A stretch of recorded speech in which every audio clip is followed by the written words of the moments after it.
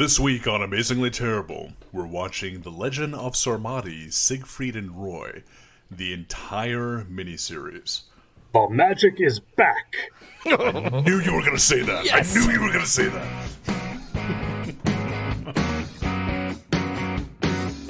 You're listening to Amazingly Terrible, the podcast that is cluttering our culture with nonsense. My name's Adam. I'm David. What? My name's having connection issues. I'm Mike. And I'm super fucking unprepared Derek. Yeah. Yeah. So the behind-the-scenes bit, Derek was supposed to be summarizing this week's episode, but we are now punting it over to Matt, because Matt is the most inebriated of all of us at the moment. Yeah, He is I the feel good like Sumerian. I feel like I've grokked it, you know? I feel like I'm Robert Heinlein, like walking, high as shit through a 1970s San Francisco, just like grokking the shit out of stuff. What's a grok? It's like a kind of pet rock that was popular. Yeah. It's like a pet rock with a griffin's head on it. Mm-hmm. Yeah. Oh. And it sings. Just like Testes. Lures sailors to their deaths. Hey, Adam, you know how we took like 2 years of German together? Oh, yeah, I do. You're a fan of Community. I'm a fan of Community, yes. So you know how when Chang got fired and they brought in a real language teacher? Yes, they brought in That a was real kind of speech like teacher. year 3 of German for me. Oh, seriously? Frau was, she left year 3, and then you actually had to, like, take a real German class? Yeah. Yeah, she would only teach like 2/3 of a book at a time. Mm-hmm. Yeah. So her plan was by the end of year 3 to be finished with book 2. Yeah. So year 3, we come in and we have a teacher who's from Germany, and she wants to teach the German 3 book. Oh, Jesus. Yeah, that's, God. She didn't show us any music videos. Oh, you didn't have to do, like, a whole report on Millionaire? No. Okay. Wow. Somebody was phoning it in. Frau was notorious. Let me rephrase this. She hated me and my sister because we had actually lived deservedly. Well, everybody hates us, yes, but we actually lived in Germany, so like we had some first-hand experience. But we would also, both of us would play pranks on her, where we would like unplug some of her appliances. We basically gaslit her, both my sister and I, at various times. And she would consistently replace like boom boxes and overhead projectors and TVs, and like even like hold up class because suddenly the TV's not working because it was just slightly unplugged. God, I'm an asshole. I don't know. No, I lied. You are. But you didn't know that you were gaslighting her back then. Well, gaslighting wasn't really identified as a thing back then. So yeah, you're totally innocent. Statutes of limitation. Yeah. If there's no name for it, it's not a crime. You are guilty of being a dick. That's what we used to say back then. There we go. Yeah. You're just, a really, really big dick. We have no laws to fit your crime. Somewhere in between a dick and an asshole, like the taint. Like the taint. Yeah. You're All right. I was kind of definitely like a little tainty. Oh, Jesus. We're moving on. But yes, so it's very appropriate that we're talking about German language teachers, since both Siegfried and Roy were German. Were they? Oh, God, that was the Yeah. horrible. Siegfried Fischbacher. His name was And- Fish Badger? Basher. Fish Basher. And Uwe Ludwig Horn. It was Roy Horn. Oh. And they're both German-American magicians and entertainers. Both Siegfried and Roy were raised in Germany before moving to the U.S. Hence their Yes. Accents? accents, yeah. Well, It in looks this like they were one, actually part of the Bavaria. only Siegfried has an accent in this one. Well, it's and because they didn't actually voice the characters in this. I was about to ask that. No, they are not the voices. So they got did they just professional get voice royalties actors. or what? Like, did they just use their name and trademark? Yeah, they Well- licensed the name, I'm sure. Yeah. I'm sure they had name and like some of the like they should be like associated producers with or her. something. Yeah, they definitely got creative control because the end of this, under the credits, it's just a series of shots from the Siegfried and Roy show. Yeah. So the best Siegfried and Roy history fact that I came across. So Siegfried was the older of the pair. He was born in 39. Roy was born in 44. They actually met working on a ship called the T.S. Bremen, which was an ocean liner in the 50s, 60s time frame. Anyways, they were hired to be like one of the entertainment shows on it, but they were fired because they brought a live cheetah onto the ship without telling anybody. They're like, and for our next trick, here's a wild African animal. And people were like, whoa, wait, what the fuck? You're done. Cheetahs are pretty easy to tame. You just can't break allegedly, them. Allegedly they're they're just closer like to dogs cats. than they are cats. And they're a lot slower after you break a back leg. Yeah. So, anyways, they were fired. They were fired off this ship, and then one of the competing cruise lines looked into. They were like, "Holy shit, these psychopaths are bringing fucking African predators onto ships." They were hired. Once they were hired at in New York City, eventually they moved their way out to Vegas, and then they became essentially the cultural phenomenon that they were. Mm-hmm. Nice. And they were big. I mean, like people They knew were about fucking this. huge. They were like the Cirque du Soleil of pre-historic times. Yeah, I'd say like 80s, 90s Vegas. You're right. Like if you went, now it's like you tell anybody from your mom or grandparents, you want to see a good show, go see Cirque du Soleil. And everything else from there is kind of like what you're into or whatever. Like Siegfried and Roy was the show to see in Vegas for at the time. Yeah. Jesus, 20, 30 years. Like they were huge.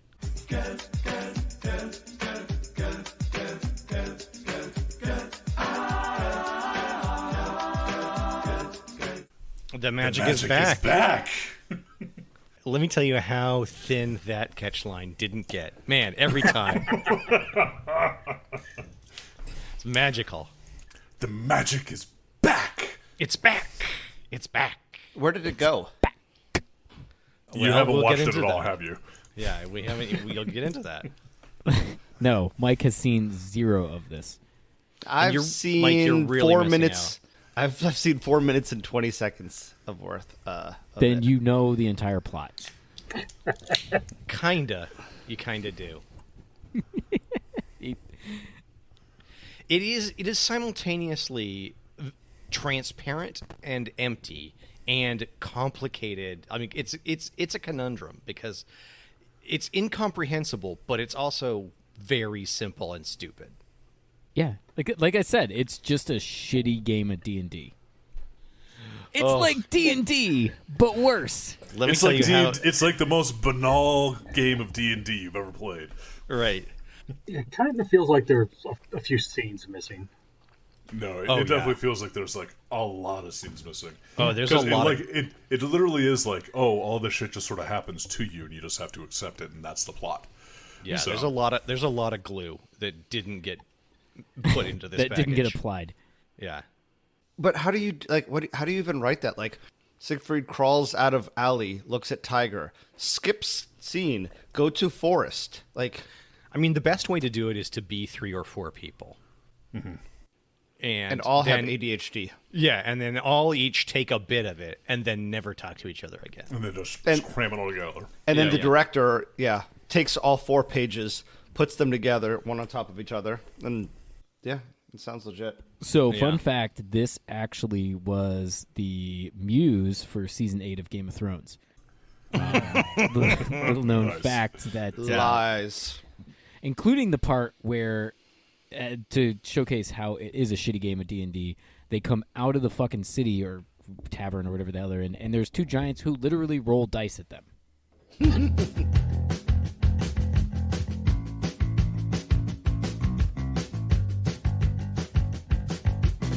So let's get into it, fellas. Let's get into that Roy. Let's roll that beautiful Roy footage. Yeah. Let's get into that Roy. All right. Let's get on to. Let's keep it Roy. in good taste, fellas. Let's get it on Roy. This one is complicated, ladies and gentlemen, and smizmars. So bear with us. Or tiger with us. Yes, white tiger with us. I don't know what you're saying. Yes, please keep doing that, please.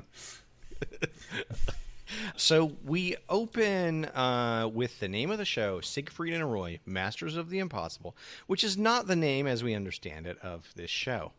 Then they show a short series of fairly nicely painted backgrounds. Still shots, though.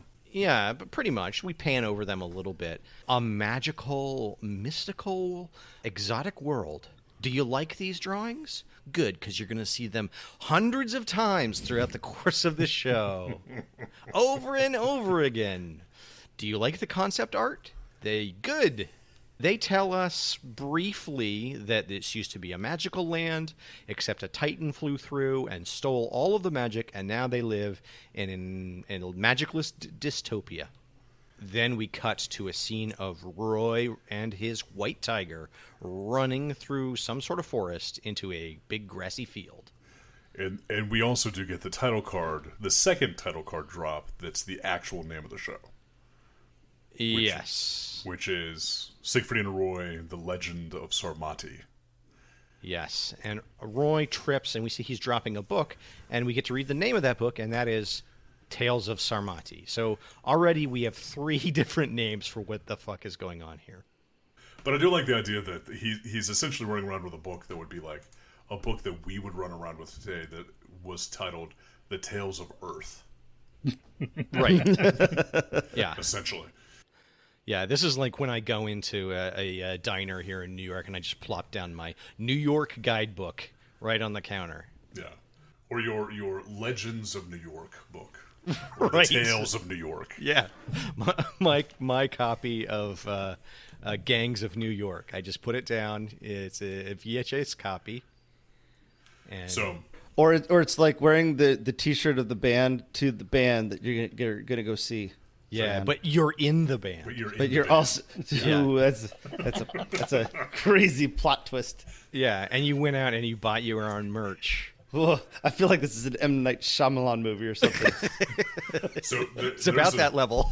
There are a few things that I do like about this show. One of them is the opening where he's running through the forest and he jumps over this tiny little chasm Village. that's filled with a tiny little village of tiny people. We don't see the people, we just see the village. And he just sort of jumps over it, like no other mention to it whatsoever. So many things in this show are just batshit insane out of context and are never addressed at all for any reason. Yes. They're just like, basically, this show, they spent a lot of time and money on all the wrong things. Yes. If we do want to get into some opinions, we were talking at various times and talking about how this is like a really bad game of D&D. It's like the most banal game of D&D because it crams every possible idea that a lay person might have about fantasy into like one undigestible ball. Yes. Up to and including like specifically named characters and IP that is completely unrelated. I really hate this because it's essentially the one universe theory of fantasy.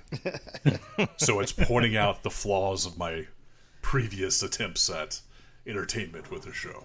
So, You know, for me, it feels like it's like a D&D book where some of the pages got stuck together, and so you're reading one story and then it completely skips to something else. This whole show just feels like a book with multiple pages stuck together. Mike, why did your D&D book have sticky pages? All right, so Roy is being pursued by someone, and he uses his mind powers to summon a falcon or a hawk or something. named Jupiter. Who cares? The bird flies down, and he tells it to just go ahead without him, and he'll catch up at the next town.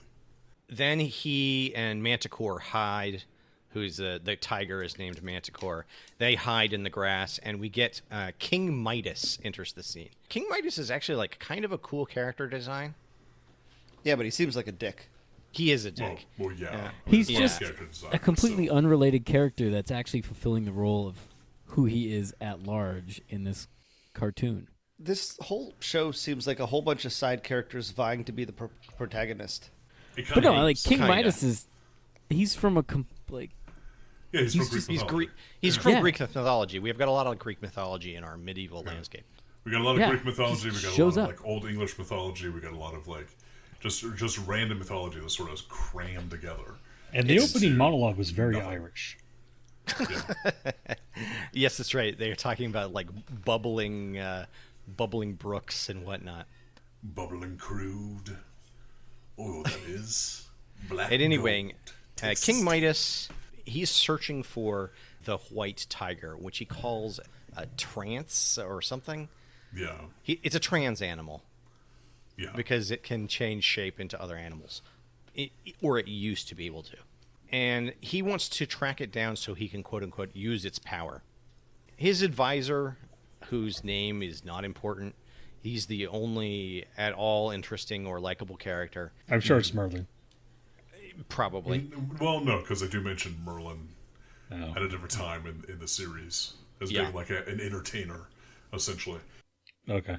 He advises King Midas that this isn't the right course of action, but Midas says there's still magic and he intends to have it.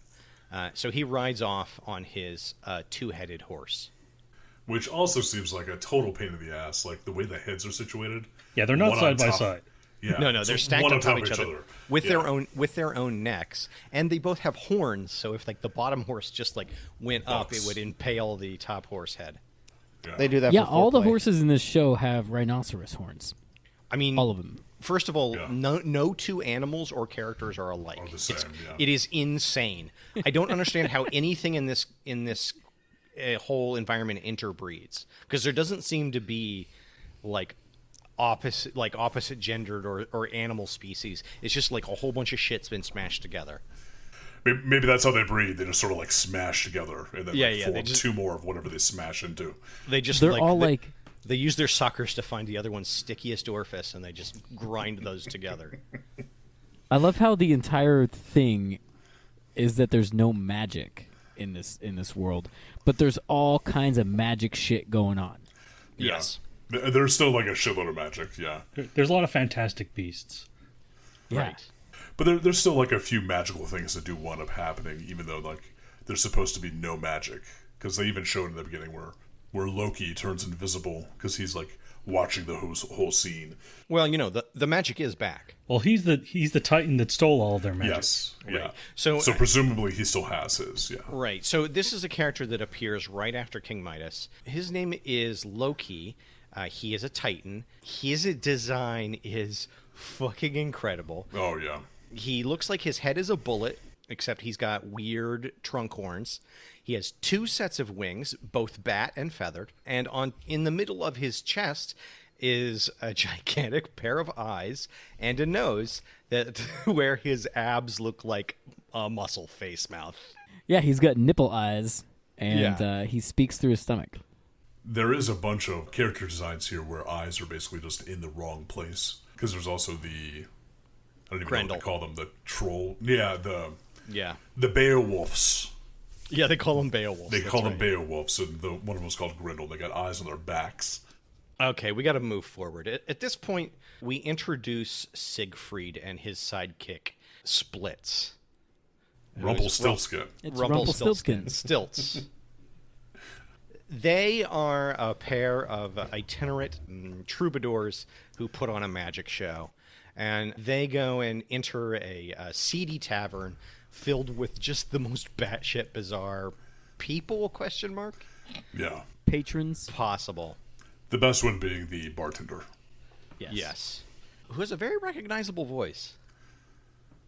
There, honestly, the same thing. there were a lot of times in here where I was like, I know that voice and I know what it's from. They hired but I have good no idea who it is. No, they hired really good people. I went through They the did. credits. Yeah, they hired top-notch, like, very traditional voice actor credits.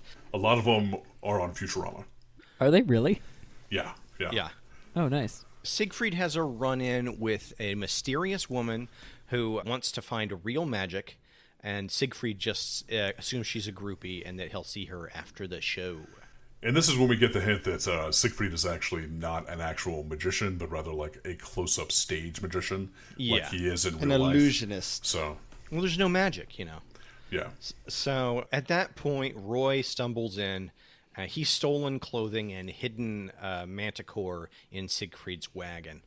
And he also meets the same mysterious girl and finds out that she's randomly the princess for no reason.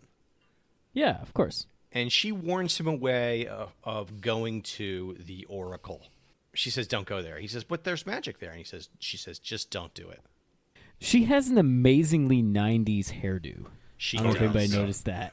Like, Yeah. she doesn't have the... everybody's got the traditional, like, fantasy trope, long, flowing Jamie Lannister hair and fucking braids and stuff. And she's got the Rachel.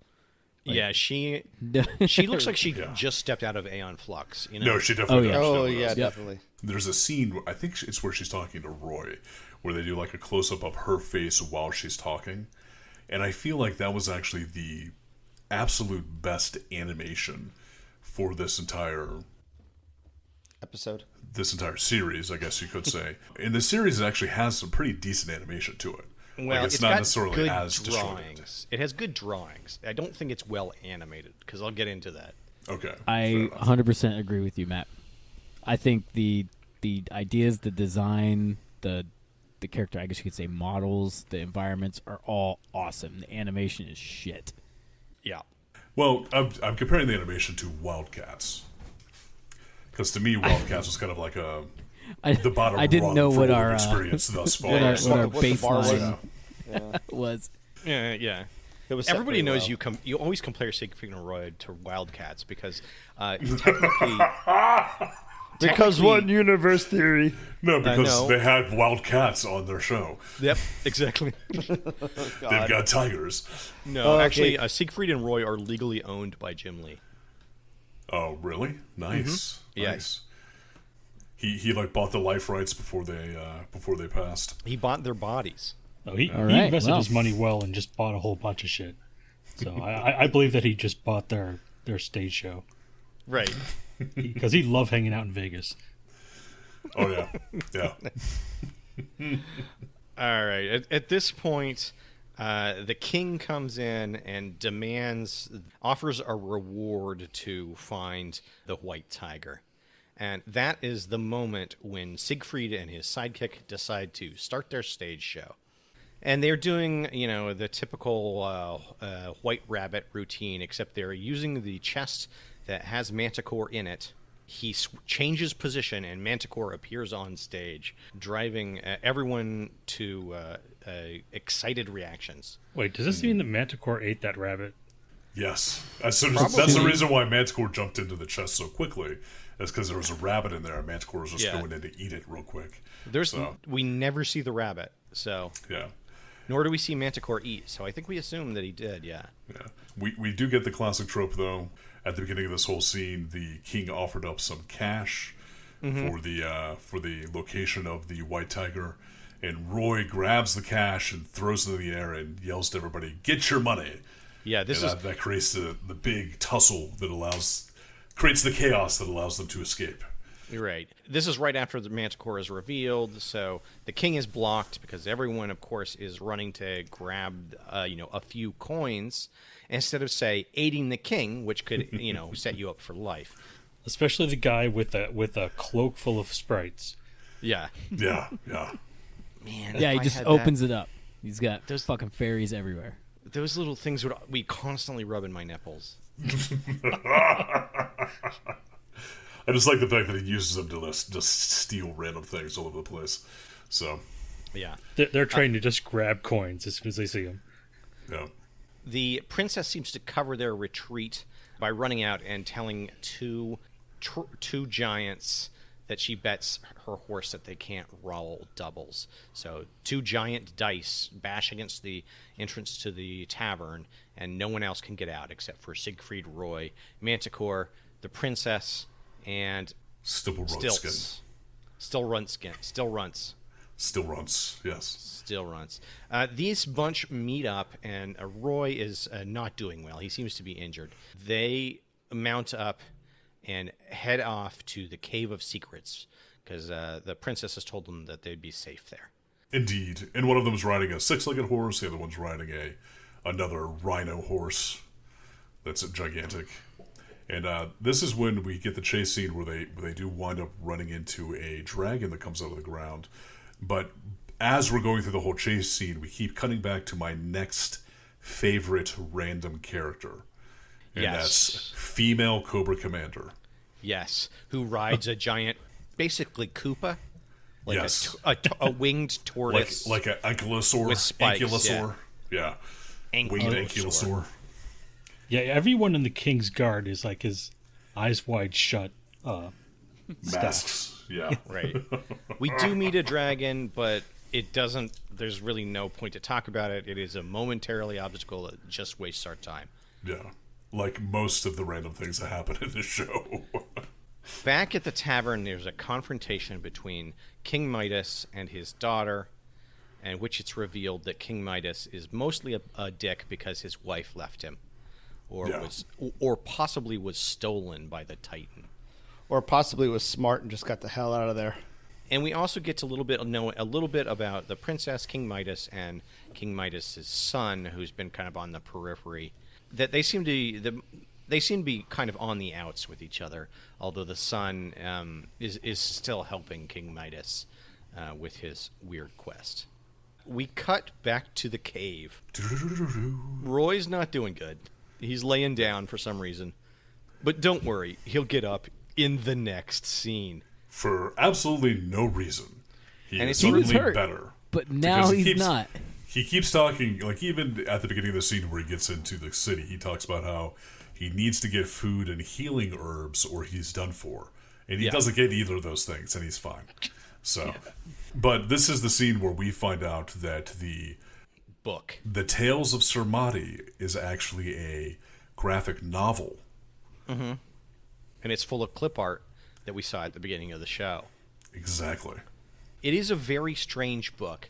It doesn't seem to have any sort of consistent art style or even like a consistent form of media. Sometimes it has pictures, sometimes it has words, sometimes it has videos. Mm-hmm. Yeah, it's like a book from Myst. So what it really is it's their MySpace page from 2005. Right. And yeah, exactly. No, so the Sarmati or whatever it was one of their associated acts. I don't know if that was a show that they did where Sarmati was, this fantastic world that they would draw magic from or whatever, but that is associated with Siegfried and Roy. Hey, listeners. Did you know that Sarmati was an acronym? We didn't. Sarmati stands for Siegfried and Roy, Masters of the Impossible. And now, back to the show. I did not know that. Yeah. Nice. So So this is it's like- all so- their licensed property. This is their Disneyland.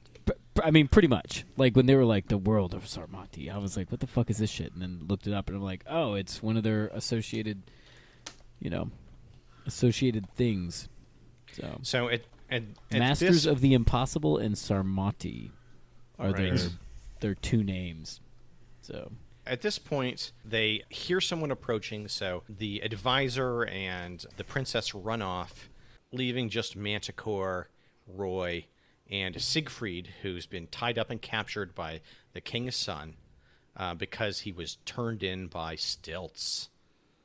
Yeah, so they're captured relatively easily because the tiger is not good at being a tiger at all. And then very quickly, we suddenly cut to a massive gathering. Hundreds of people have gathered around what we later learn is the Oracle, which kind of looks like Stonehenge. For some reason, Siegfried's whole accoutrement and the cart is there, and they, despite being captured, no one is guarding them, and so they concoct a plan for how they're going to get out. Using some good old-fashioned up-close stage magic. Right. And they proceed to do a magic show, despite the fact that they've been captured by the king, to dupe them to be able to run off. But Siegfried has not correctly measured the explosives, and he's stacked them all in front of the door of the Oracle.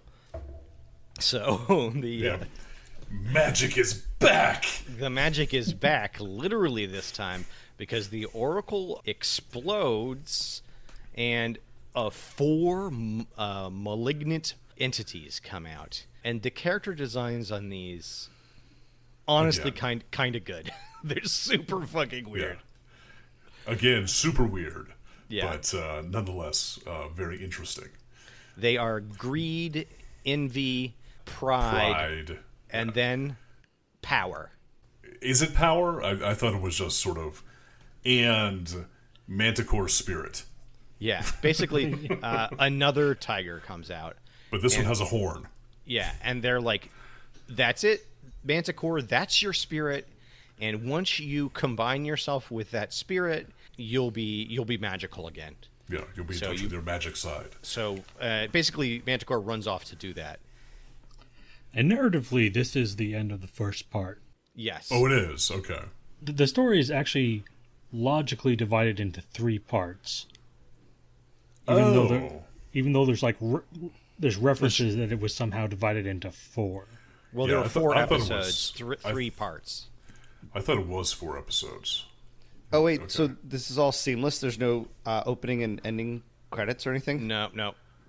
This is all one horrible. Although they do have flashbacks to previous parts of the series. Oh, there is a fair amount of flashback in here. So I think that's the kind of the cause of this disjointedness. Is a lot of times when a show broke for a commercial, it was one thing, and then when it comes back from commercial, it was a completely different scene.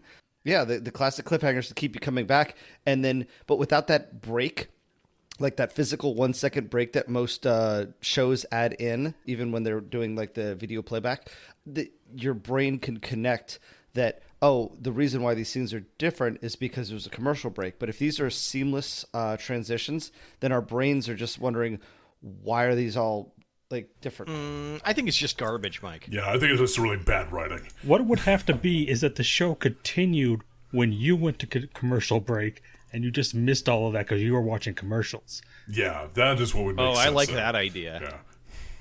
Yeah, like you miss 4 minutes of the show, and then it comes back. Yeah. Yeah. Wait, 4 minutes of commercial break?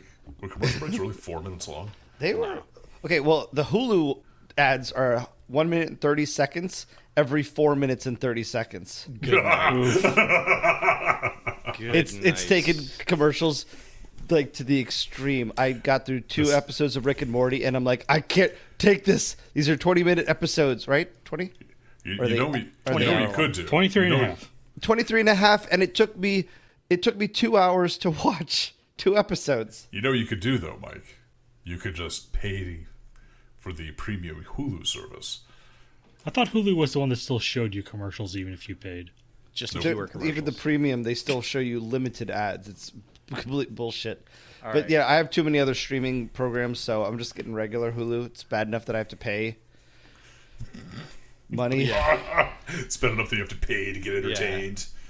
For all So that see- artwork that people make. Just The I'm entities, just sick. the entities escape. I'm not going to talk anymore about your goddamn streaming services. The entities escape, and Siegfried and Roy are recaptured. We just have to listen to what you're talking about.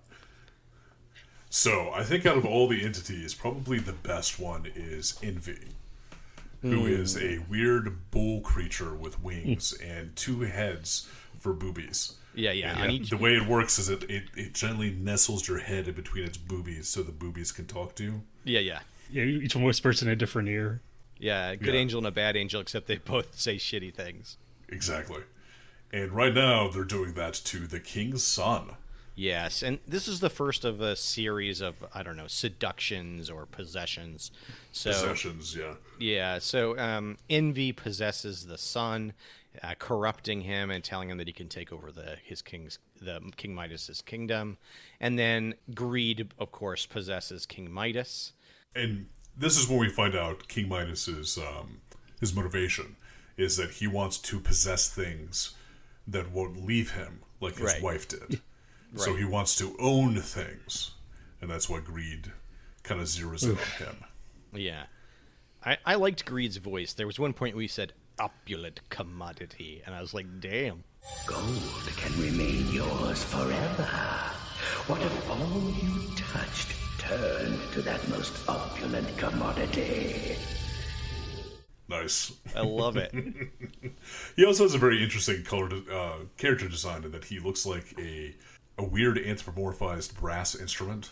Yeah. Because he has like weird the trumpet fingering on his torso, and he's golden or brass colored. Yeah, he does. He's a weird object. He's got like Yeah. 6 or 8 limbs. Yeah. Yeah. And he And also slides right into Midas's mouth. Great. Yeah. So now we cut away and we have a pretty fucking confusing scene in which they seem to be executing Siegfried and Roy by sending them into a burning tunnel or a burning mine of some kind. But they see that there is a trap door in the prison cart that they're in. And that's when Siegfried realizes it's his own cart again. And he escapes by hiding in the trapdoor, and the cart rushes back out of the mine, and it's revealed that Stilts is the driver, and they've pulled a fast one. But the princess does see that his cape is attached. Or hanging out of, rather, Yeah. the compartment that they're hiding in. Yes. And then this is the first introduction that we get to a Beowulf called Grendel. He's some sort of underground shit goblin of some kind. Yeah. He's enormous. Almost looks like a weird chimera thing. Yeah, he has giant eyes on his shoulders, on the back, on his shoulder blades, and he threatens the townspeople who run away. Yeah.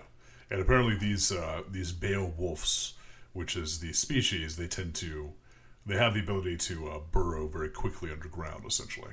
But all of this is witnessed by the king's son. Yep. And Lady Cobra Commander. Still the best character. Yeah, she's pretty badass. Never talks. The princess has a very special power, and that is to basically be in any scene she wants to be in, despite like any sort of logical inconsistencies. Exactly. Any distance she has to travel, suddenly she's just there. Right. Suddenly she's just in the scene. It's a pretty good power. It's kind of Yeah. like you're just, like, do you want to be in the plot of this? Okay, I can just be in the plot. So Siegfried and Roy are having a fight. They don't like each other. Princess comes up and says that she needs their help to, I don't know. Who the fuck cares at this point? Yeah. I gotta tell you, the first and second time I tried to watch this is when I fell asleep. So. Yeah, Oh, yeah, this... the second third is where the plot starts to really fall apart. Yeah. Right. Because previous to now, let's be honest, it runs like a goddamn freight train. Yeah. Like, I was like, what? It was going on. Yeah. Well, it was all set up. Now they actually have to start doing things consistent with what they've set up. That's Yeah. Right. Except for from this None point of it forward, fucking none makes of it sense. really. No. Yeah, I was just gonna say none of the setup really pays off. It's more just sort of like random series of events happen to you for no reason, and then suddenly there's resolution. Yeah. So now suddenly we are on a raft, I guess in the catacombs under the castle, I think, in which the princess says that she would do anything to rescue her father or help her father, even marry somebody, and which is like kind of a weird thing to offer. Yeah. And Yeah. Siegfried perks up at this Yeah, concept. He's and like, ooh, the perfect beard. Yes, please. Kind of, because he's not excited about marrying the princess. He's excited about like the career advancement he could get out of marrying the Oh, yeah. princess. Exactly. Yeah. So they go up into the castle, and we get a flashback scene explaining that King Midas has been possessed. And then we get to see the side effects of that, and that is that King Midas can't eat. Everything he touches turns to gold. He pulls out a lumpy, chewed-up piece of gold that he's been snacking on, and the townspeople, for some reason, are mad at him and yelling, so he climbs up into the window, and at that point, Turns all the total Siegfried... gold. Yeah, he's cleaning. He's turning all the frame of things into gold. And at this point, Siegfried, Roy, and the princess come in.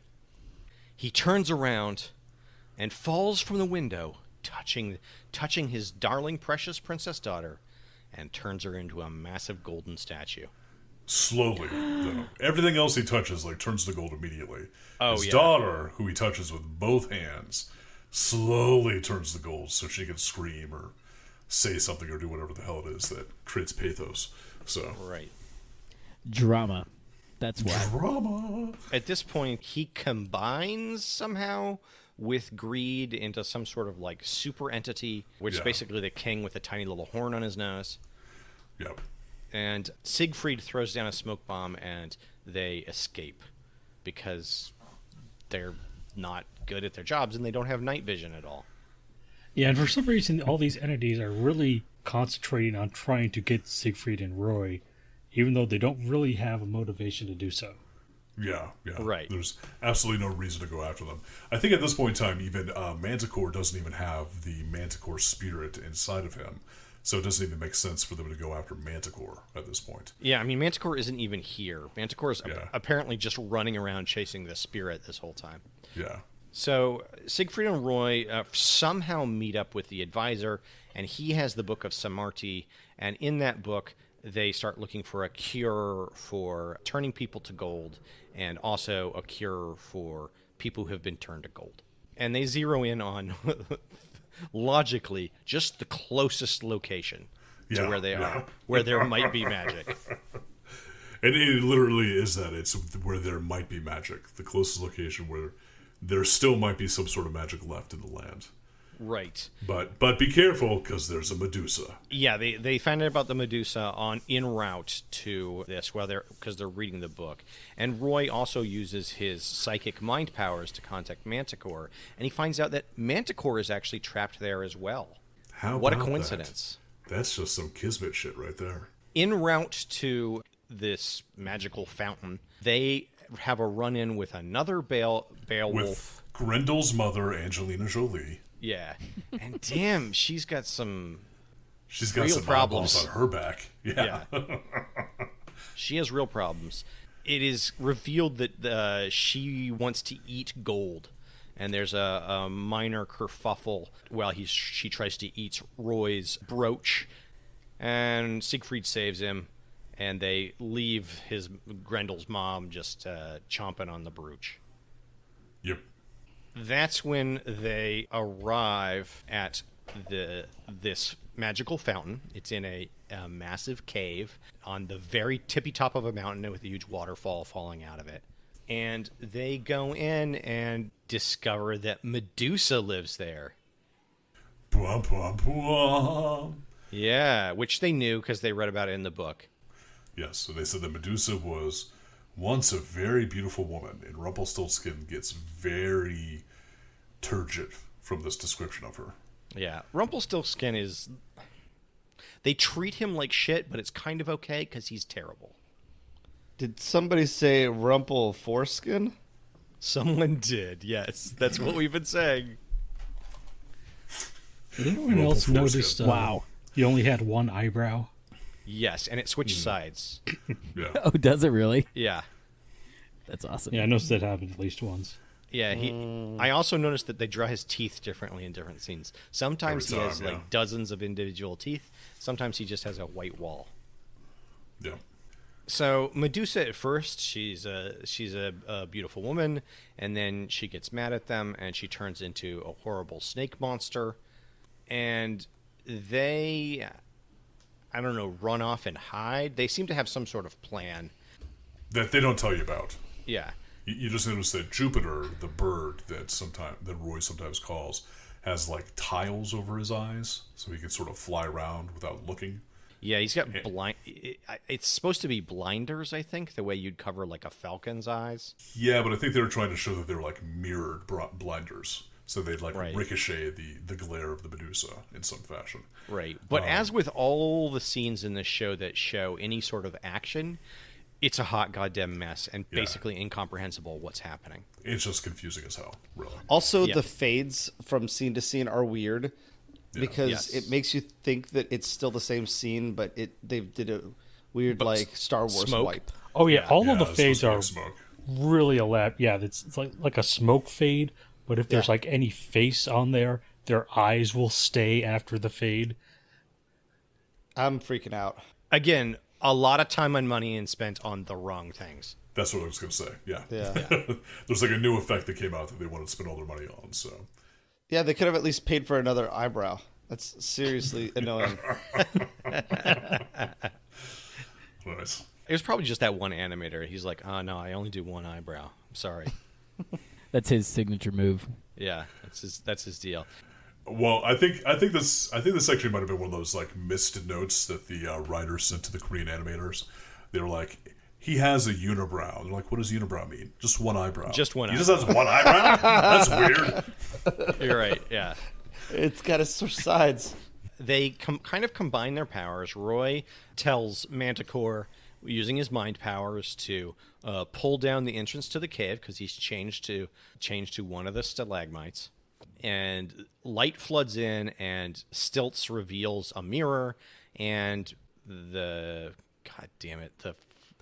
Gorgon.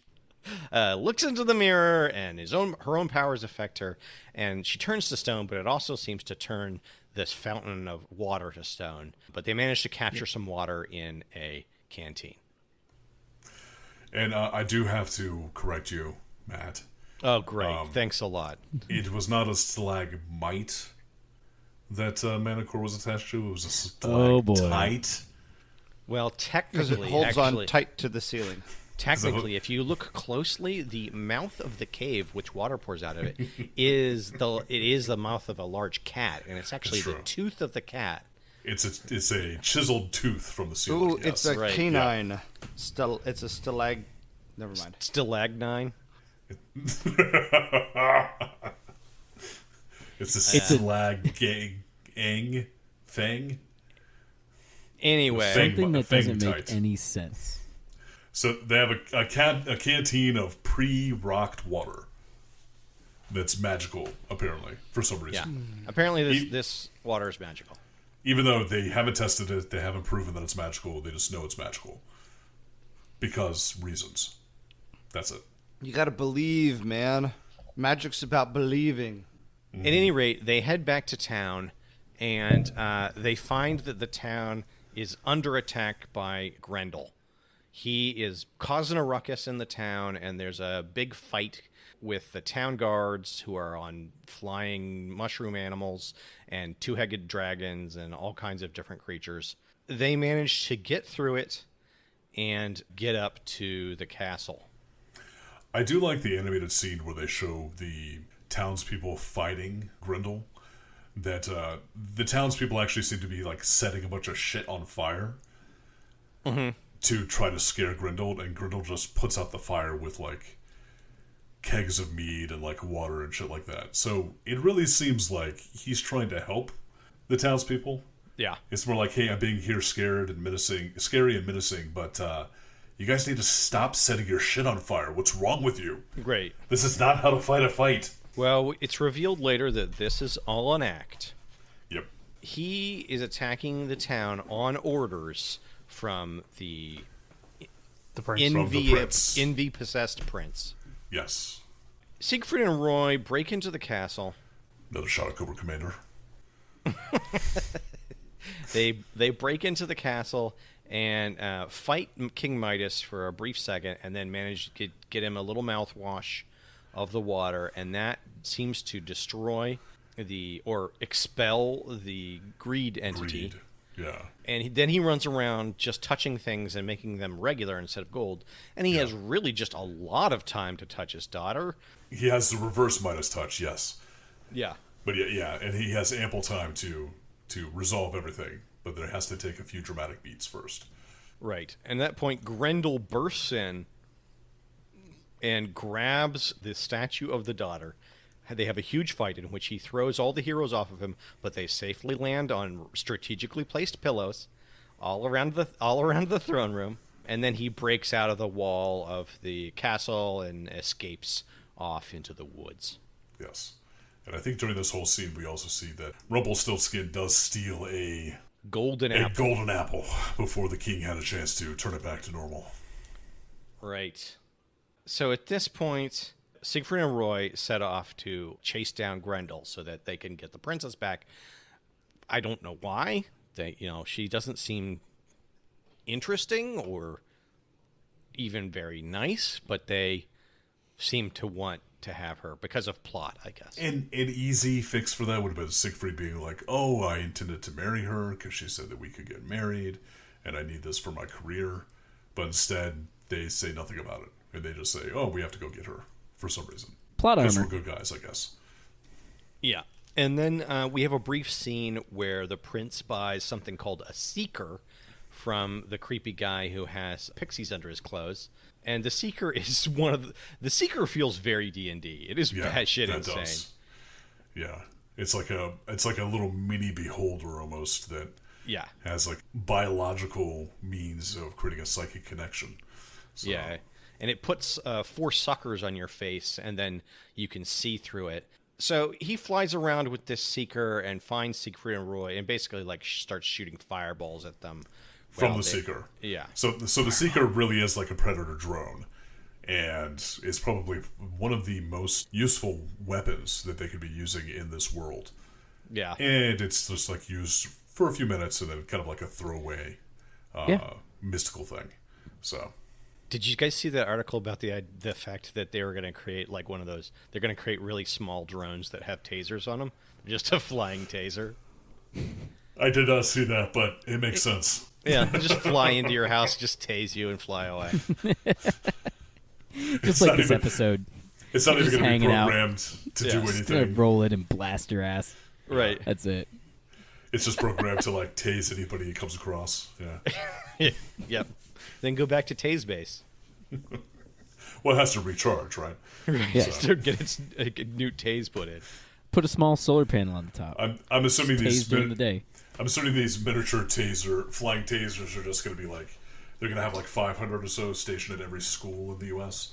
to take care of active shooters. Actually, that's a really good point. Like, if you put a solar panel on the top of it, it doesn't even have to return to base. It just like will latch onto a roof or land somewhere people can't see it, charge up and keep on going. They could have entire drone swarms on our rooftops, and we wouldn't even know.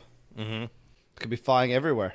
I also like the idea of like these taser drones are like finding pre-existing solar panels that are out there, and essentially just sort of like tapping into somebody's electricity on their roof just to like suck the electricity and then fly in and tase them real quick. I like this idea. They're super evil. Yeah, fuck you for having solar panels. Tase. You care about the environment? Tase. You think You're you're mowing off your the grass? grid? Tase. You are the grid. Oh, you got a gas lawnmower? Bzz. Fuck you. You tell kids to stay off your lawn? Tase. Playing with a You super didn't soaker? shovel your Tase. sidewalk? Bzz. Kids on the lawn, tase. People outside? Tase. People inside? Tase. You're going to get a Nah, never tase. mind. I'm not going to make that joke. All right. But we find out Siegfried and Roy have fallen into a cavern from the Oh, no. force of the blast. And Random cavern. they go about exploring this cavern and eventually happen on Grendel and his mother. And we've discovered from Roy's psychic bullshit that the mother... Wasn't his psychic bullshit supposed to be just like attached to the tiger, but as this goes on, it's just whatever the fuck they want. It's just It like seems any like- animal or animals. mother. Yeah, or mother. Yeah. But we get another flashback here explaining to us what happened to the princess. And we also learned that the mother is she has a condition Sick. where she has to eat gold, Well, or it she seems like becomes ill. Yeah, it seems like they both eat gold, and Midas's touch is somehow removing that gold. And not explained at all. It's just suddenly either Roy or Siegfried, I don't even remember which one, I think it was Roy, basically says, "Oh, there's a mystic thing that's happening that's removing the gold from your land. And it's King Midas's curse." And it's like, when was that explained?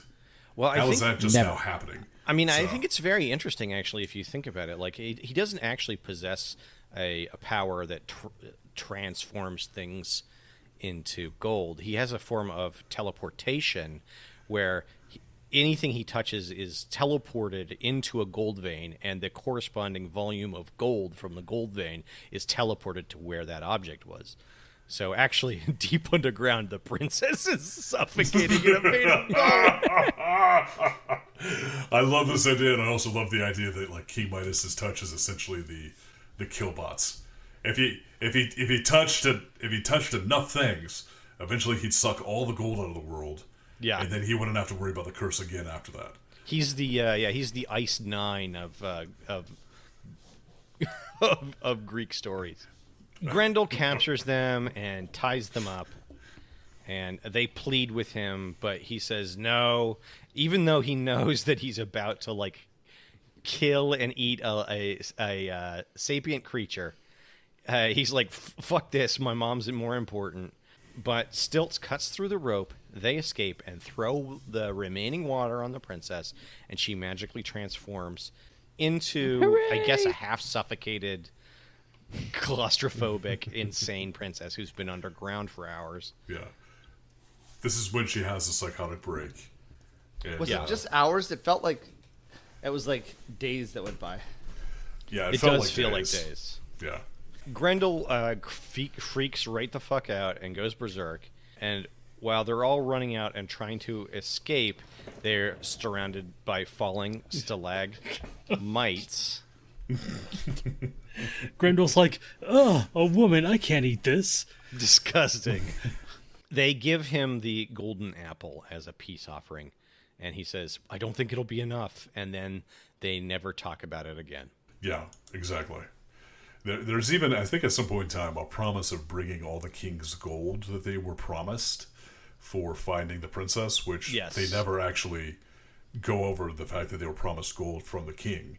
They just are. It almost seems like they're just sort of making assumptions at that point in time. Right, that they're going to get gold. And they said they're going to bring gold back to him and never do. Literally, it shows them loading up the gold and putting it into their cart, or Rumpelstiltskin like walking it to the cart. Obviously not wanting to take it to the injured Beowulf. Right, but they do have a legitimate reason why they don't, and that is because when they arrive back at the castle, the prince takes over. Your favorite character rushes in along with the other guards, and they capture the king, the princess, and Roy and Siegfried, and the prince assumes the throne. And our next scene is Siegfried and Roy strung up and being tortured. Are they being tortured, or are they just sort of... Well, I know they're like hung over a chasm or something like that. Or something. But Siegfried seems to betray Roy here and tells the prince that he has a magical robot tiger. Yeah. And the prince buys this, and this is the opportunity for them to do another magic show at their favorite theater, the Oracle. The Oracle, yes.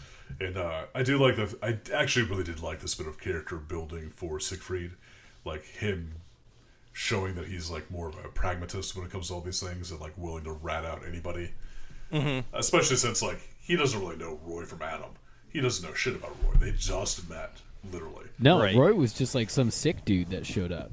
In Like fact, this is not like a friendship that's lasted 50 years at this point. No, it's just some random dude who's like, I'm sick. Just yeah, Roy is actually the one who behaves most rationally. He was like, I don't really like you and I don't trust you. It's Siegfried that's like this weird, like oh, I'm connected and I'll do whatever I want now for you.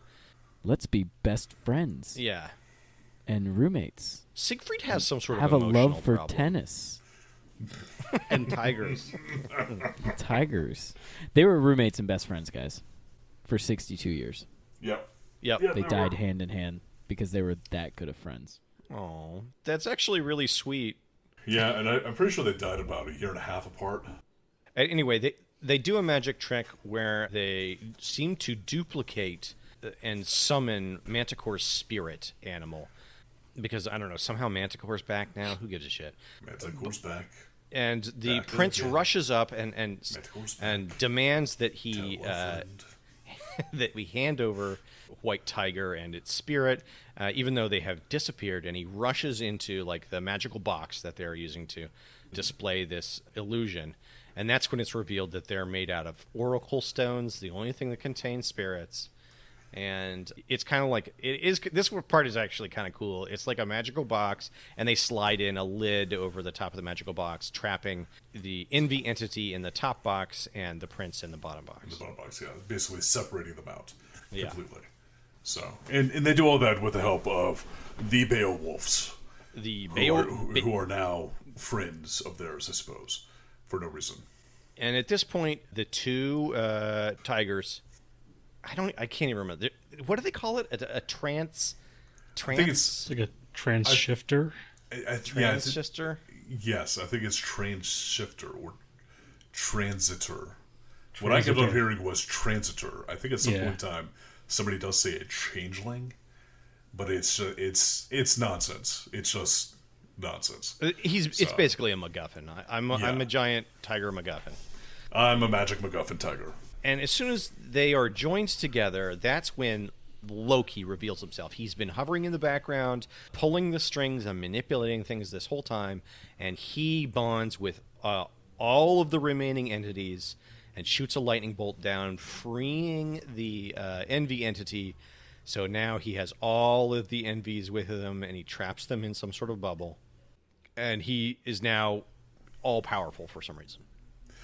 And this is like the first time that we see that he has this weird ability to sort of summon any type of mythical weapon of sorts. Because he pulls out a bow and arrow, and it's like some sort of specific character's bow and arrow. Well, I think he's stolen all the enchantments. I think these are the enchantments that he's stolen from the world. I guess? I don't know. But it's I don't know what it's called, but he has this bow and arrow. He uses it to create a leash that goes around Manticore and contains Manticore's power. And he also has Bacchus's staff. And then later on he pulls out Cupid's bow and arrow.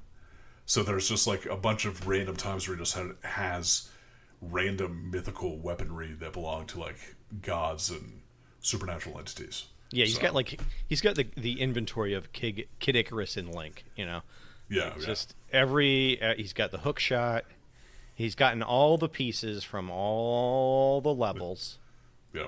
So he, I don't know, like creates a vortex and is sucked up into it. And Siegfried and Roy, of course, rush up, and they are also sucked into the vortex. Don't they all know that they're going to the magic realm, like they're going to whatever the name of this realm is? Inland. I'm not sure why they didn't call it Asgard, but yeah, exactly. They're going to Endland for the last third of the show. Yeah, because the Inland appears to be bit. filled with the Greek gods and other random and big weirdo flying creatures, penis rocks. So. And let's be clear, like it has been batshit insane up to this point, and this is when it gets just incomprehensible as to what is actually happening and who wants what and for what reasons. Yeah, it's very bizarre. Basically, it comes down to Loki wants to steal Zeus's wife, who happens to be King Midas's ex-wife, and then kill Zeus and take over Inland. And that's like his whole deal. Yeah, he wants to become like the most powerful Titan, and he like now has the ability to do so because he has because he has got pride, envy, lust, sloth, whatever, all tied up in his balls. I feel like the characters are like if you did a Mad Libs, and it's like... Yes, actually, this is exactly what this fucking is. It's a fantasy Mad Lib. It's Mad Libs. It's like, okay, so you take a... let me see. Insert Greek mythology. Insert Greek god walks into a bar and sees insert Aztec mythology. Yeah. Interacts with insert Grimm's fairy tale character. Yeah. Even the tiger is named Manticore. Everyone has these weird old names except for Roy.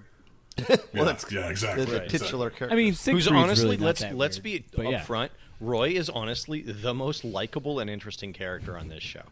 He's the most normal. Yeah. He's not some sort of fucking like the only thing unusual about him fucking with his traveling telepathic magician. powers, He can talk to a cat that would ultimately eat his face in 2003. That's his only Too weird soon, phase. man. Yeah. Too soon. I mean, I do that with my cat all the time. in the hopes that it will eat Do your you face. ask Eat my, your yeah, cat? then it'll eat me when I die. Do you ask your cat to talk into a microphone? Rah, rah, rah, rah. So Loki defeats Zeus. There's some sort of curse that makes everybody get sick. Yeah. For some reason, Loki could put all the gods to sleep, or all the And titans to sleep. and he steals the queen. He sucked all the magic out of them the way that he sucked the magic out of the mortal world. Yeah, he's a real magic sucker. Ooh. And how did he He's do also that? very And he- low key. And he steals the queen and leaves. That's it. He's just like, I'm out. And I guess he goes, I don't know, somewhere else. It doesn't Somewhere. matter. Yeah, that really does not matter. But Yeah. the weird thing is like both Siegfried and Roy see the queen and they say, "Oh, she was kidnapped 18 years ago, but she does not look like she's aged a day." Like Yeah. they know what she looks like and who she is. And that's when they say something along the lines of how time passes differently when working with the gods, and then that never comes up again ever. So there was absolutely no reason to say that she was still looking young. Yeah, I was really, So- I was really hoping they would like come back to the mortal world, and it was like 20 years later. Yeah, that's Yeah. actually what I was hoping for too. No, Yeah. nothing makes Of course sense. that doesn't Why would work. they do that? I just think it was like an excuse not to have an old woman in the show. They were like, Yeah. I don't want to draw an old woman. But they didn't even have to. They could just draw her the way that she was and just leave it at Right. that. And she looked fine. She looked like an adult woman. Anyway, so Zeus agrees to help them and puts them into a cheesy ball effect, and they fly off chasing Loki and end up at the final showdown. Now, the final showdown, I have no Makes no fucking sense. clue what happens. I really cannot explain Yeah. the series of events. Oh, those ball effects. For some reason, Loki's able to put the entities into balls and then use their magic powers through the balls, but then he releases them from the balls, and then he gets sucked into a ball with all the entities, and then he comes out of the ball superpowered. But then all of that doesn't matter because at some point in time, Rumpelstiltskin gets the Staff of Bacchus and is able to use that to separate all the entities and destroy them. Or it doesn't make any sense. It's incomprehensible. Yeah, these balls are 2D images wrapped on a 3D object, which means they're using 3D rendering, which is another... Like super advanced technique for the time. Well, it's another expensive thing that they're doing and putting the money in the wrong place. Right. Yeah.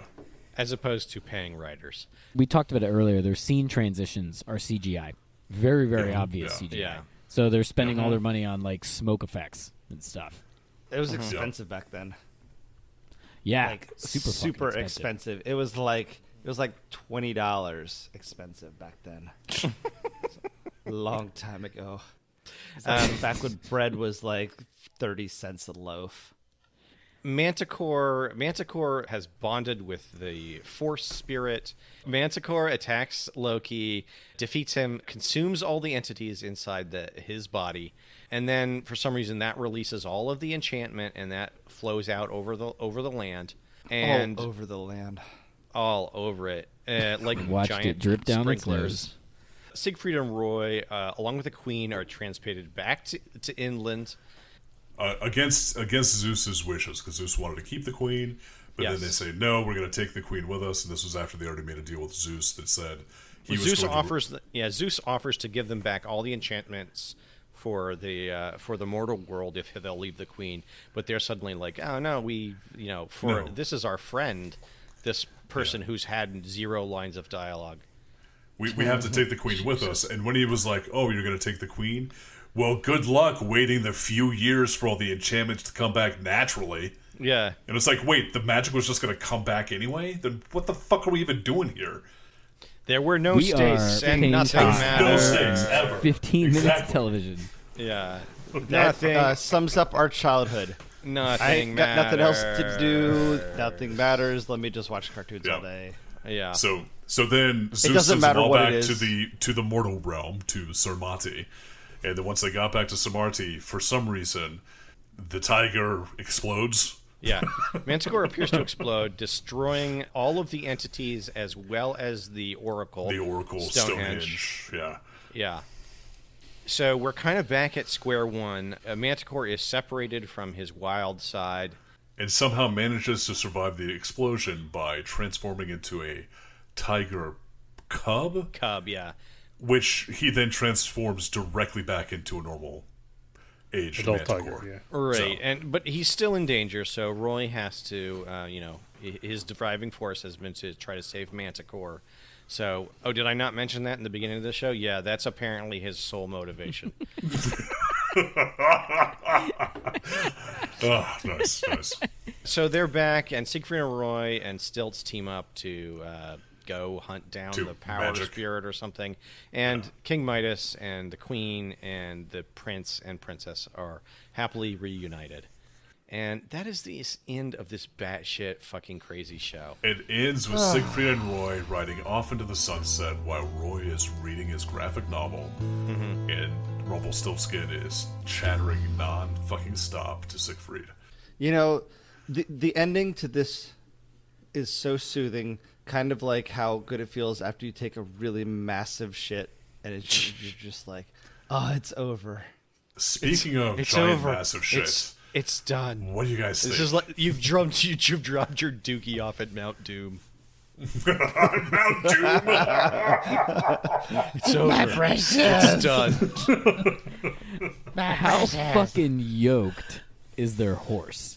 That is the most jacked fucking horse I've It's like a ever seen in my life. rhinoceros. Yeah, it's like a rhinoceros Yeah, horse. Or it's an like that elephant horse does nothing but like D-ball and bench press. That's it. Yeah. I bet he doesn't skip leg day. Well, only his front legs are rhinoceros legs. Yeah, he only worked out his front legs on. Well, wouldn't those be arms? So then, yeah, he is actually only doing upper body. Wouldn't is those be skipping leg day. arms? Yeah. Jeez, you're so human centric. Gentlemen, what did we think of this? What did we learn? Yeah. So, you know what's funny is like the whole I watched about half of this and then I had to punt it to you or whatever. I'm really glad you took that description because I think I was just kind of enamored by watching what we talked about earlier was like this is a weird fucking group of buddies D&D game personified. Like Yeah. these characters they're great. The character models are great. The story really doesn't make a whole lot of sense cuz you're in the middle of just pounding beers and playing D&D. And I was just like, oh, this is cool from an adult perspective. But listening to you talk about it, I'm like, yeah, holy shit, this makes zero sense. Like, there's so many plot holes and plot armor and convenient plot points. Like, oh, here's this thing, and let's just never talk about it again. Just happens to show up, and then it goes away. It's a train wreck. Yeah. It's a great, gorgeous train wreck, but boy, is it a mess. It is attractive. Like, they've spent a lot of money on character designs, and everything stays pretty on model. They had some, like, pretty cool effects, but, oh my god, it's just... The storytelling aspect of it is just... It's a hot fucking It's mess. everything in the kitchen sink, and they don't spend any time No. like, developing a character or having emotional connections. It's just craziness on craziness all the time. I seriously was enamored by the character models. Like this show did sorry going back to it, but like the horses looked like horses but they weren't horses. You know what I'm saying? Like they did everything unique and it was really well done. Oh yeah, there were boy. every single character in this show, like including like every crowd scene, every scene of people in the bar, they all are completely distinct, different, weird creatures. Yeah. It's like an incredible amount of work, actually. Yeah. This would make a great portfolio. But Oh yeah, like somebody's art, and one of the artists that was working on this show. This would be something great for them to actually have on their resume. My biggest thing was in that they were trying to include pre-existing stories and storylines and pre-existing like mythology that did not connect to any of the other mythology, and they just sort of were cramming it together. Mm-hmm. That, to me, that's what made it like one of the most, as I mentioned before, one of the most banal, like a game of D&D D&D games that's ever. like the most banal one that you could possibly make. Because it's like, oh, I'm going to include all of this pre-existing intellectual property that doesn't really matter or stick together or anything. I like that. We're gonna play the D&D Greek Harry legends are Potter intellectual themed. property. Mm-hmm. Oh, people do and that. So And I do appreciate the fact that this is coming from the guy that was running the whole Yeah. one universe theory constantly. So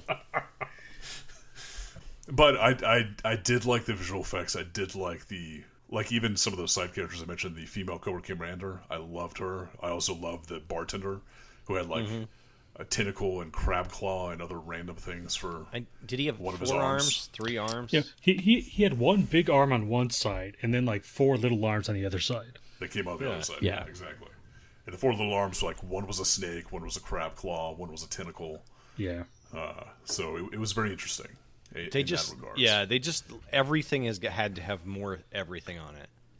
Yeah. But there was also like no substance to it, you know? Like it was like Oh, the yeah. characters were cool and everything, but there was like no substance to the story. There was no substance to anything going on.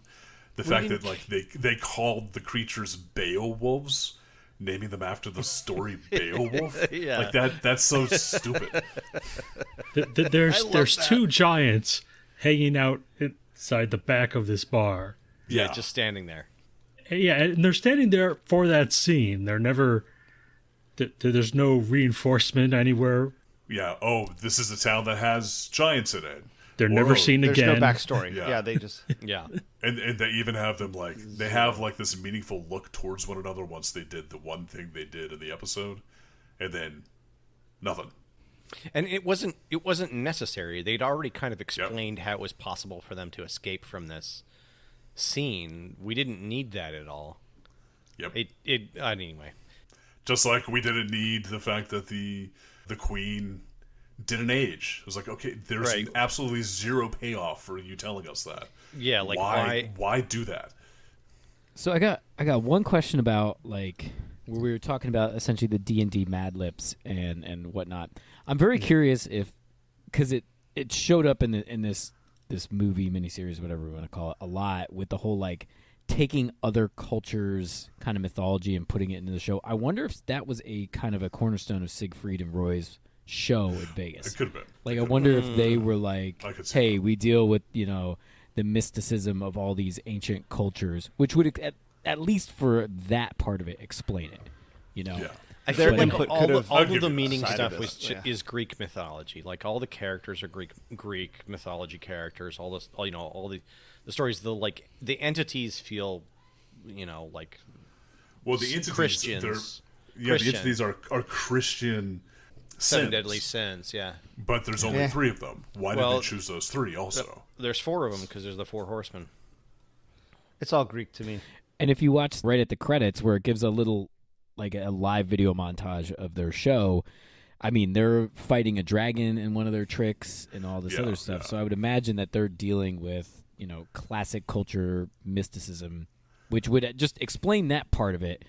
There's a whole bunch of other batshit stuff in here that is not explained, but I'm just saying, why is Beowulf here? Why is it King Midas? Why do we have, a Gorgon? Like all that sort of. I think they Stuff. deal in like pop mythology, right? Like the greatest hits, top 40 of the mythological stories, because they're like, oh yeah, everybody will get this. This is good for a Yeah, I Vegas mean, the story's stage been show. around Casey for Kasem 2,000 years. with the mythology top 10. Casey Kasem playing down your hits. Coming in at number 5, we've got King Midas's Golden Touch. Would King Midas really be number 5? Probably not. I don't know. Oh, I mean, he definitely. I mean, it's the was, charts. like, It the changes most every week, man. recognizable. That's true. That's true. Yeah. Yeah. So Coming when we in at discovered more number- mythology, we added Coming in at number 1, we got Jesus. Yeah, there we go. That would have been awesome if they just had Jesus rolling Jesus around. showed up. Holes Yeah. in his hands and all, like just like, oh hey guys, what's up? Hey, what's going on? My name is Jesus. Can I It crash? doesn't even do anything. Doesn't even say anything. Just like, Yeah. hey guys, what's going on? Hey, Hey, guys. Just pass it through. he's hey. Jesus. What's going on? I just keep thinking about how both of these movies have a book in them that has the same title as the movie. This and Labyrinth. Yeah. I mean, yeah. At least Yeah. Labyrinth didn't have a like iPad before it was an iPad. It actually had a physical fucking book. And this one, he's like, oh yeah, hey. I mean, it's seriously the scene in Spaceballs where he's like, let's go watch a video. He's like, when Yeah, is now? Then. That Yeah. that one. When They will then become be soon? self-aware. Like, yeah. That's a fucking classic. Oh, such garbage. Yeah. Oh, It's the best kind of garbage. It's really kind of hard It's to the garbage we deserve. to explain just how much of garbage it is, really. So All right, faithful listeners. I mean, there is a lot of listener, similarities, though. If you think just about, go watch it. yeah, if you think about Labyrinth and this, like again, What like is that liminal advertising right there? I'm just saying. I mean, seriously, if you wanna watch something in the background for like pretty pictures and ignore the plot, this is honestly, it. No, if you- you do turn off the sound and you just sort of have it playing while you're doing something else or listening to something else, like if you're listening to our podcast while you just have this playing on YouTube muted, it's perfect. I wouldn't recommend either, but that's cool. I guess we can't vote on this because we just watched the whole thing. Now, yes. hold on we just a could moment. vote to drink enough to forget. There is To also remember. there is another to forget. television program that Siegfried and Roy produced. Oh, yes. I like how Father of the Adam Bride. is the ghostly Obi-Wan to Yoda at this point in time. Like, there is another. There is another, yes. Like, we're flying off in the fucking X-Wing to save our friends on Bespin, totally Dark Jedis at this point. I And don't then know. Ghost Adam shows up. if and there's he's a- like, there's another. If there's a chance that we could vote off the Father of the Pride, Pride. yeah, Yeah, Father of the Pride, I should have eliminated it years ago. Years ago, back in '98. I just thought it would be funny Back if we in made '98, Mike watch before it. it was Way released. back. Way back.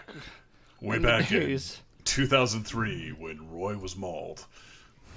Oh, too soon. Too Dude, soon. he got No, in that 2004 attack. He got after. fucked up. Yeah, it was He like had a right after. stroke on the way to the hospital, and then they saved his ass.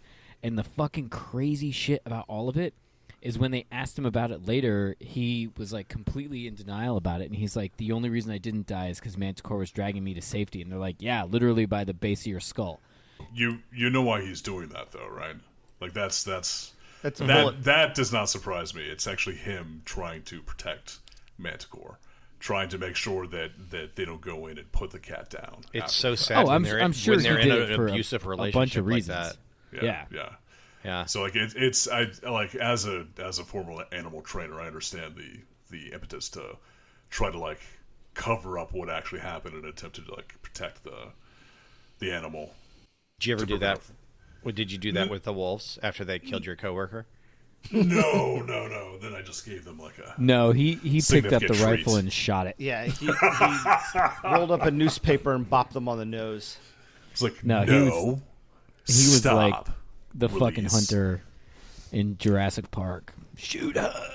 Adam did not yell Shoot shoot her. He actually her. shot her. He was like, "Ksh, ksh, poof. That's Oh. for my coworker. Ksh, ksh, But no, for I me." totally understand, especially since like they were retiring the show anyway. They just wanted to try to like prevent any like No, backlash from I'm them trying not- to like put down the cat. So I'm sure there was a lot. There was probably insurance stuff there. There was I'm probably sure there's trying that to too. save the cat. There was also, again, probably this was their cat that had done the show with them for 7 years, right? Yeah, Like 7 years of shows with this 1,500-pound animal or however big a fucking Siberian tiger is, no problems. And then one night it bites the base of your fucking skull. Like, you survive and you're like, well, shit, man. Hundreds of shows where he did the same trick and he licked my hand and I gave him a fucking steak. And on this one show, like, this isn't him, you know. And I'm not saying it's a Stockholm syndrome thing. It's just like any. Oh, no, yeah, animal. yeah. You have That's a what they cat say. or If a you dog, dance with and then that one attack, it just goes, whoo, and you're just like, that's not. Well, this- Yeah, Like, that time this when is actually, I snapped and I killed Dan, and then you guys all forgave me. wait, is Oh, that what that's happened where to we Dan? had- No, Damn man, it. he's dead. Fuck. It's Son like they of a say, bitch, if he you still owed me $50. if you dance with the devil every night, one night the devil's gonna come on you. Ugh, for I Christ. don't think Gee, that's what? the You know what, David? Keep that in. You have to keep that in to teach him a lesson. Yeah. Yeah. Keep Mike's bad joke about the devil roping your ass in the fucking podcast. Yeah, you know what? He's You never can't gonna learn. shame me because I don't listen to these. So He's never gonna learn until our entire never gonna comments learn. feed is just this. Yeah. So this was actually a really big deal for me because I was actually working as an animal trainer at the time when this happened, when Roy was attacked, and we had like multiple meetings about it. We actually had like one of the things we did after this is we like went in and like wrote in multiple places across all the break areas that we took that behavioral consistency does not equal predictability. And to just like try to continue to remind ourselves that like despite everything, there's still wild animals that we're working with, so be prepared to, have to get the hell out of there at a Get the moment's fuck notice. out of there. Exactly. So Lay down the law. right, yeah. Yeah. bite their ear. So, but it is interesting to hear some of the accounts from some of the other animal trainers who were on stage with Roy when it happened. So, and them just talking One of the about, guys actually said that it was 100% Roy's fault. He was the one who had said that Roy on the reg was not essentially respectful of the animal. Yeah, and that there was like some issues with their relationship. Yeah, at he the pretty time. much said that this was a ticking time bomb. Like Roy was not. Who knows? Maybe You're he saying- hated Roy for whatever reason. You're saying that Roy didn't have like a psychic connection with Manticore? No, despite all of his best efforts. Despite this documentary we just watched, no, I don't think he did. He lost that psychic connection once he came back to Earth when he was reading the Tales of Earth, the graphic novel written by Neil Gaiman. Ooh, yeah, good point. Even though he spent years trying to cultivate that psychic power again through some extensive Social media work, I think. social media work, there we go, to reconnect with the Influencer. universal subconscious to get his animal psychic abilities back. It just didn't happen, unfortunately. His core source book, I think. Is what His he- core source book. his Roy Player's Guide, yes. Yeah. What level do we think Roy is? Oh, Now? 30. There's no 30 in D&D, dude. You think he maxed out? dumb. Well, he was a Palladium character. That's the issue. You know what? I am a poser. I actually have played D&D once. What? Because I don't know, some crazy guys You that I hung out literally with. had a fucking character in our game. Yeah, you showed up multiple times to games, Mike. Oh, well, I was thinking we more back. did a standalone D&D module where we played overpowered characters at your beach house because that's what you requested. Oh, in so all awesome. fairness, that wasn't D&D. That was Oh, was that Pathfinder? no. No. Dungeon World. That was Dungeon Dungeon World. World. That was Dungeon Oh. World. I'm not talking But- about the past present. I'm talking about the past Past. Yeah. I'd only like back when played we were high D&D. schoolers.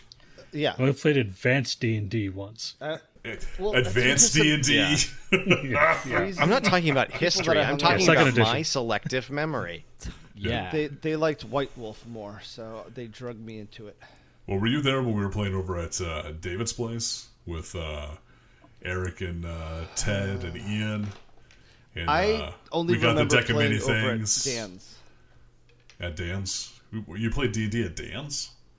No, I never played D&D. We played Oh. White Wolf. Changeling. White Wolf and, you know. Yeah, we played Rifts. Changeling. Would you let your children watch this? Fuck no. Probably not. I mean, really, do I care? It was shitty, but it was pretty. Now, I I was would playing Kung let Fu video games, and she was watching me today. I didn't give a fuck. I would let my non-existent child watch the spin-off Female Cobra Commander series, where she's just sort of a badass protecting the king at all times, and just silently kicking ass left and right. Except for that one time in this episode where she betrayed him. That's right. Details. How about you, Mike? Little boy, little girl? Would you let them watch this? If I caught them watching this, I would roll my eyes and say it's better than half the stuff that they're watching now anyways. It's better than Spider-Man's. They're watching the YouTube videos of SpongeBob SquarePants, but only the amount that they like the legal limit that they're allowed to show a clip, which is like I think 7 seconds, and so they just watch SpongeBob SquarePants in 7-second increments of each episode. Jeez. I mean, but SpongeBob's great shit. You know, I've never actually watched a full episode of that. SpongeBob was good.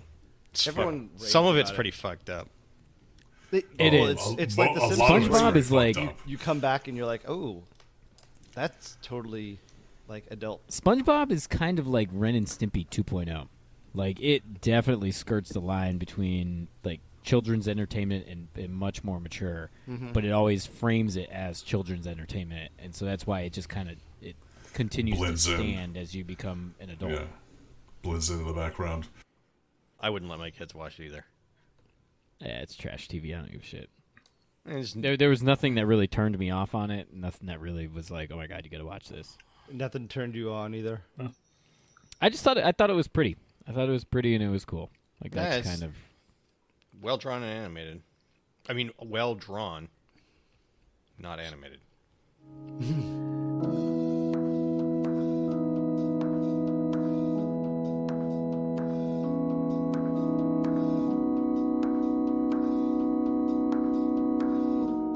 Well, Matt, thank you for doing the summary tonight. Yes. My yeah. pleasure. Thanks for jumping on my shortcoming. Now, And unfortunately, it jumping was not on scheduled, your so you don't get the redemption. That still goes to Derek. No, That's fine. Derek, No, I'll I'm punt the donating it to redemption. Derek. I'll donate it to Matt. Nah, I'm donating it to David. well, how about one of you pick something and the other one has veto power? Cool. We can fight.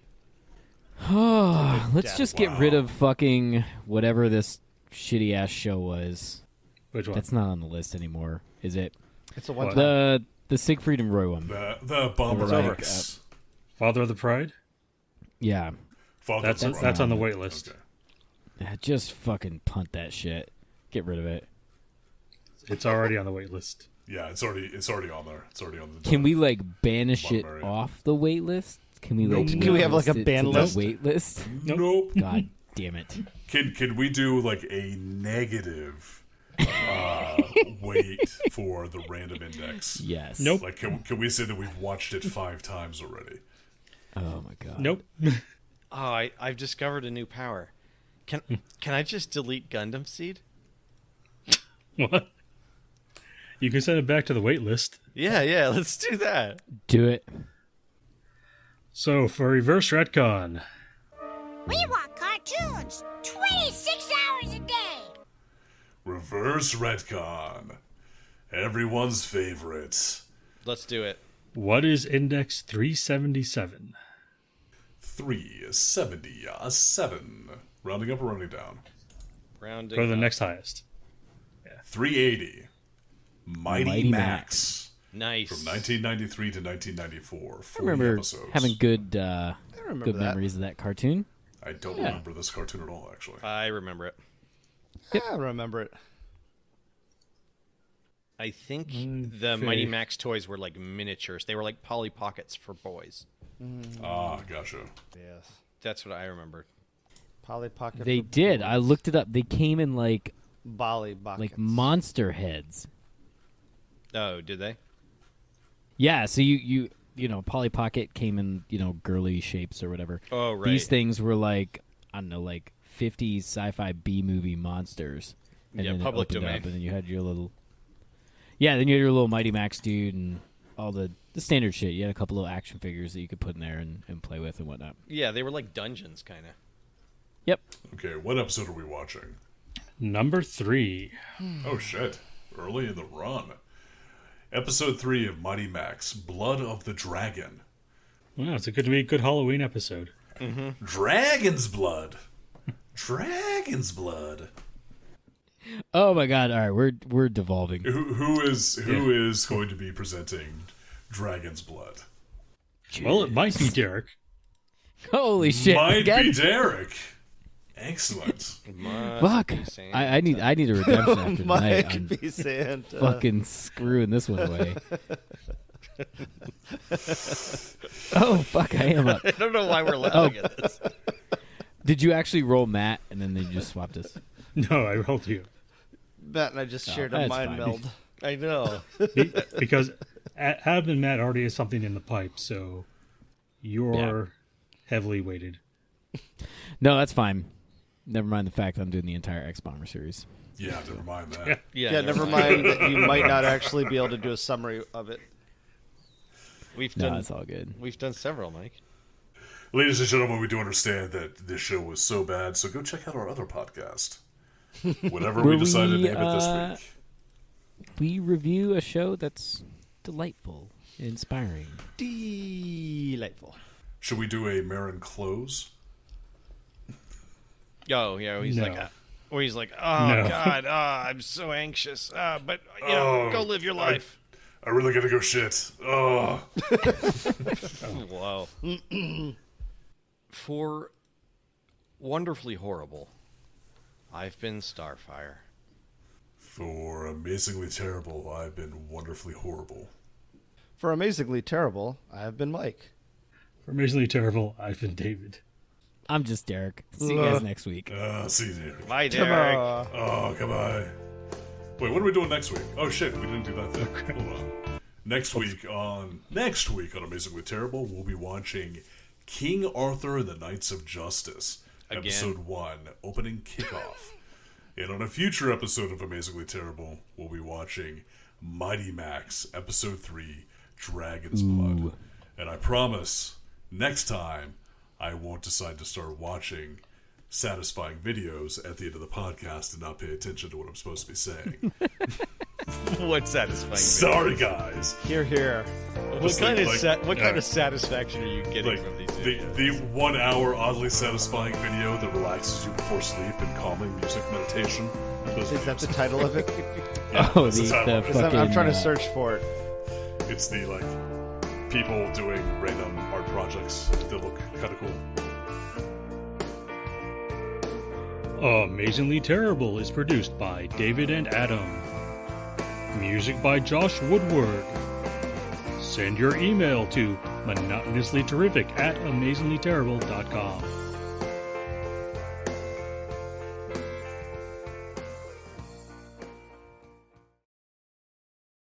Yeah, have your tiger spayed or neutered.